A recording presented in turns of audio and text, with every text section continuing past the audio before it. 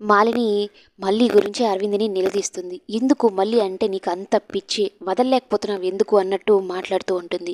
నువ్వెందుకు మాలిని ఇలా అంటున్నావు, నేను అసలు నాకేం తెలియదు, నేను మల్లిని కలవలేదనేది చెప్తూ ఉంటే, ఎందుకు అరవింద్ అబద్ధాలు చెప్తావు, నా కళ్ళతో నేను కళ్ళారా చూశాను, మా మామ కాదు అబద్ధాలు చెప్తూ ఉంటుంది, నువ్వు చెప్తున్నావు. మల్లితో కలిసి మల్లితో ఉండి ఇప్పుడు మల్లితో మాట్లాడి వచ్చి కూడా నేను కలవలేదు మాట్లాడలేదని చెప్తున్నావని అయితే బాధపడుతూ ఉంటుంది. ఓవైపు గౌతమ్ మల్లితో ప్రేమగా మాట్లాడుతున్నట్టే మాట్లాడి, నేను ఒక విషయం సూటిగా అడుగుతాను మళ్ళీ, నువ్వు కూడా అంతే నిజాయితీగా చెప్తావా ఆన్సర్ అని అయితే అడుగుతాడు. మళ్ళీ సరేనండి మీరు ఏదైనా అడగండి నేను చెప్తాను, నేను ఎప్పుడు అబద్ధాలు చెప్పను అన్నట్టు మాట్లాడుతుంది.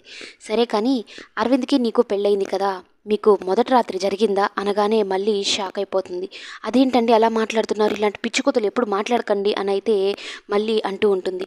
అదేంటి అలా అంటున్నావు, మరి మొదటి రాత్రి జరిగినప్పుడు నువ్వు అరవింద్తో అంత చనువుగా ఎలా తిరగలుగుతున్నావు, కోప్పడి అరిచినంత మాత్రాన జరిగింది నిజం కాకుండా పోతుందా మళ్ళీ అని అయితే కోప్పడుతూ ఉంటాడు గౌతమ్.